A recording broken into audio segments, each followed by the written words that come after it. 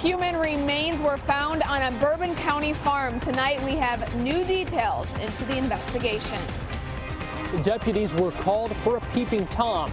Turns out that man was a convicted sex offender, and investigators say he was not complying with state requirements. We don't know if they're still killers or released. A southern Ohio family afraid for their lives, the latest on the search for the person who shot 8 family members.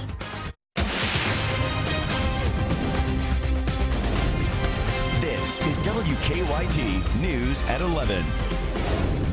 Good evening. Just a few days left of April, and we're not wrapping up this month quietly. Yeah, we are tracking a lot of wet weather this week. We may not see a dry day until Friday. We begin tonight with meteorologist Jim Caldwell and your no-wait weather forecast. And even those chances are kind of small. We could even see an isolated chance on Friday. But as we lead up to it, we're talking about a stormy pattern. Tuesday through Thursday, that's going to be the peak of all of our development with widespread storm chances returning to Kentucky. We might even run into some strong or even severe storms. Very small chance of rain, as they mentioned there for your Friday. We're mainly dry, though. And then the weekend, we've got another big system that will come into play, and it's going to bring another widespread shot of showers and storms and some much cooler air. Tonight, things are pretty quiet. But what's going to happen with our hour by hour? We've got a front just up the road. It's going to be dropping in on us as we progress through the overnight and into the day tomorrow. Notice what we're tracking here around noontime. Some showers, maybe even a few thunderstorms with that front kind of lingering around here. Not pushing all the way through, but as long as it's close, it'll keep rain chances alive and well as we go through your Tuesday night. We are still tracking those showers and thunderstorms. And this front goes really nowhere anytime soon, maybe for a few days before some changes really start to happen, before we get to that Friday part of the forecast. When I come back, I'm going to give you a higher resolution look at some of these showers and storms and break down the timing a little more in depth for you. Coming up, guys. Jim, thank you. Still many questions tonight about a human skull found on a central Kentucky farm. The Bourbon County coroner says someone was checking on horses when they saw the skull. It was in a creek near Three Farm in Paris. Cadaver dogs were brought in to look for more human remains, but they couldn't find anything. Monique Blair is talking to the coroner tonight about who the skull could belong to. It's our top story at 11. After a farmhand found a partial skull in a creek near Threv Farm, Bourbon County Coroner D.G. Rowe, along with cadaver dogs and other officials, searched for more clues that could help determine the identity of the person. And we searched for probably 6 hours up and down all the creek banks that surrounded this horse farm, and we did not have any luck to find any more remains. Some speculation has surrounded the missing persons case of Melanie Flynn, but Rowe says she does not believe these are Flynn's remains. The time frame of Melanie was probably 1970, 77, somewhere in there. And in my experience and opinion, these remains do not match that time frame. Again, in my opinion, I believe that somewhere less than 5 years. Now, Lexington police confirmed they have been asked to assist in this case. And Coroner Rowe says although she may know a gender in the next couple of days, she says it will likely take several months before an identity is determined. In the meantime, Coroner Rowe says she will work diligently to figure out who this person is, because she says there is a family out there who needs to know. This job is not a job that you say, oh, I love my job. My job is something that has to be done, and being able to give somebody the closure that they've not been able to get for a long time, that means something to me. In Bourbon County, Monique Blair, WKYT. And the coroner says based on her findings, the remains do not belong to a Native American. And now to a developing story out of Lexington. Police say a motorcyclist was rushed to the hospital tonight after a crash. Police are telling us a car was turning left into the Zandale Shopping Center on Nicholasville Road when it collided with a motorcycle. The driver of the motorcycle was taken to UK Hospital with serious torso injuries. Police do not expect to file charges.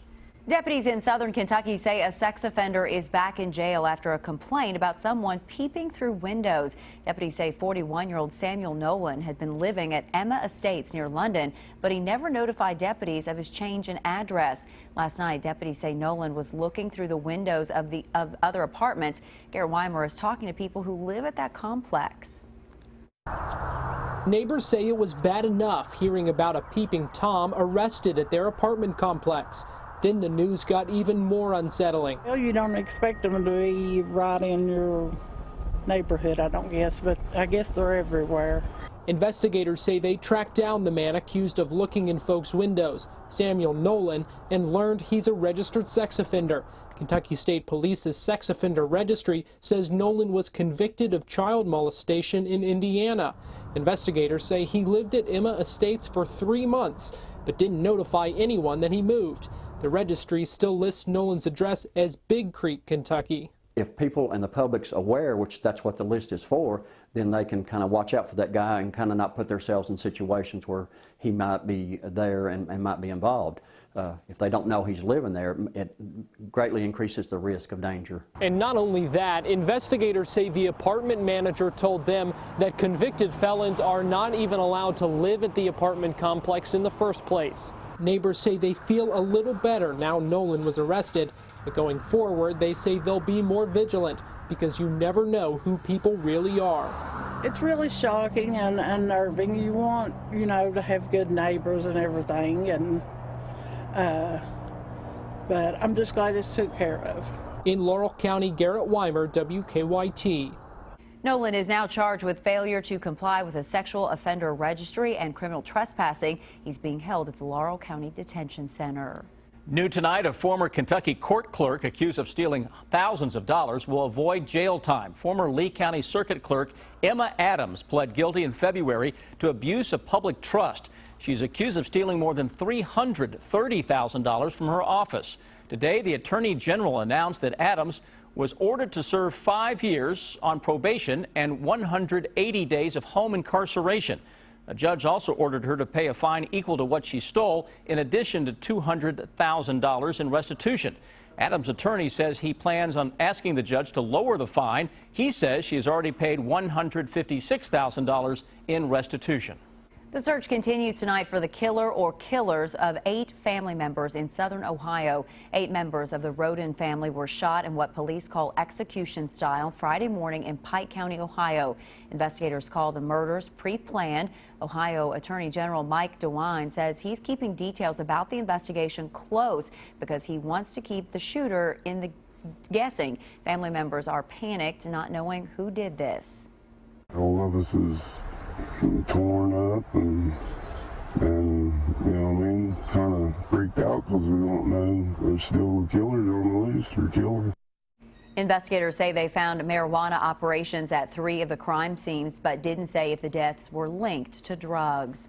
A man accused of killing his wife in southern Kentucky faced a judge for the first time today. 29-year-old Joseph Jones pled not guilty to murder in a Wayne County courtroom. Police say Jones killed his wife, 28-year-old Rachel Jones, and put her body in a well on Tobar Road near Monticello. Court papers filed today say Jones called 911 Friday morning saying he had killed his wife 2 days before. He even told the dispatchers he did it because his wife was going to leave him and he didn't want her to, so he strangled her.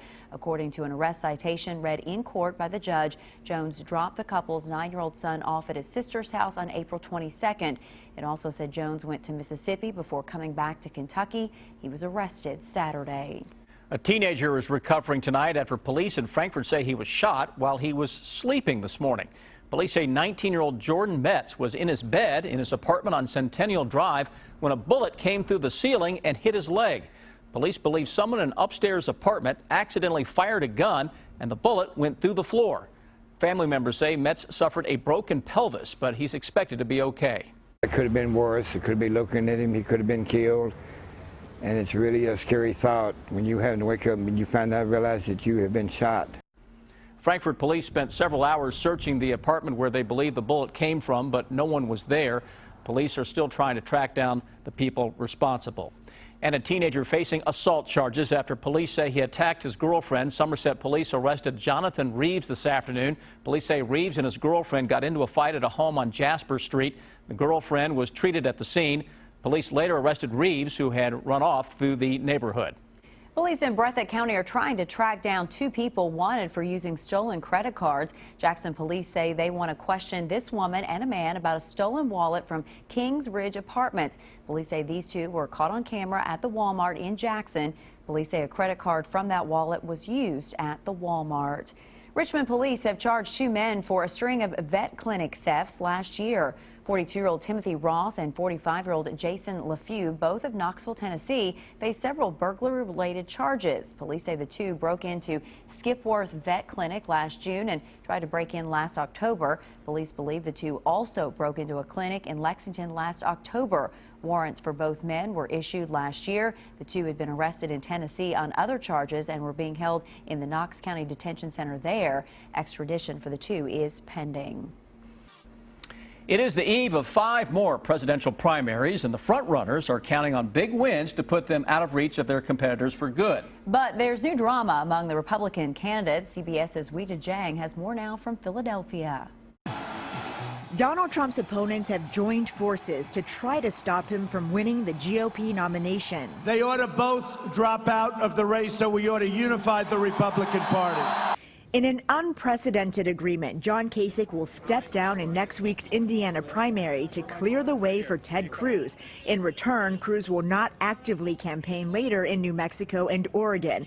Neither candidate can get enough delegates to become the Republican nominee. Their strategy is to siphon enough support away from Trump so he can't either. Each of us believe it is in our best interest, and it's ultimately in the interest of the country. Hillary Clinton is focused on a November matchup against Trump. You don't just fly that big jet in and land it and go make a big speech and insult everybody you can think of. A big Clinton win here in Pennsylvania and the other 4 northeastern states could make it nearly impossible for Bernie Sanders to win the nomination. But Sanders vows to stay in the race all the way to the convention. He wants his progressive proposals to influence the Democratic Party platform. Real change is never given to people. People have got to fight for it. New polls predict both Trump and Clinton will have clean sweeps in Tuesday's contests. Weijia Jiang, CBS News, Philadelphia. Pennsylvania, Rhode Island, Delaware, Connecticut, and Maryland vote tomorrow. While Trump is calling for Cruz and Kasich to drop out of the race, a Ted Cruz aide says the campaign has identified a short list of possible vice presidential candidates. A spokeswoman for Carly Fiorina confirmed that the former business executive is among those being considered for the running mate slot. Protesters filling the area around the North Carolina state capitol today, demanding that the state's controversial bathroom law be repealed. The law, which was signed last month, bans individuals from using public bathrooms that do not correspond to their gender at birth. Critics say the measure discriminates against the transgender community. Some activists passed around a petition. Other protesters staged a sit-in inside the Capitol building, and police arrested some of those protesters. Some entertainers have called off shows in North Carolina because of the law. Tonight, singers Demi Lovato and Nick Jonas canceled concerts in Raleigh, and state Republicans say they have no plans to repeal the law. But 4 Democrats have filed legislation to repeal it. A new National Park Service report shows that nearly 2 million people visited national parks in Kentucky last year. More than 1.7 million people spent almost $114 million at the parks. That spending results in nearly 1,800 jobs and added $145 million to the state's economy. Cumberland Gap National Historical Park had a visitor spending of about $48 million. It edged out Mammoth Cave by about $1 million. Most of the spending was for lodging, food, gas, admissions, and souvenirs. Some workers at an Eastern Kentucky gas station got a surprise this weekend when a celebrity pulled in to fill up his car with gas. Drew Carey, the host of The Price is Right, made the pit stop Sunday at the Beattyville Shell Station in Lee County. The clerk, Diana Spencer, tells us she first noticed his car and asked him if she could take some pictures of it for her daughter. And I was like, "You look just like Drew Carey." He said, "That's because I am." And I was like, "No, you're not." He's like, "Yeah." And he pulled out his glasses and put them on. I was like, "Oh my God, you are." On his Twitter, Drew Carey confirmed he was driving through Kentucky. Spencer says Carey told her he was taking the scenic route while driving cross country and somehow got lost. I love the part where she said, "No, you're not." He says, "Yes, I am Drew Carey." Hard not to miss that car, though. That's pretty wild there.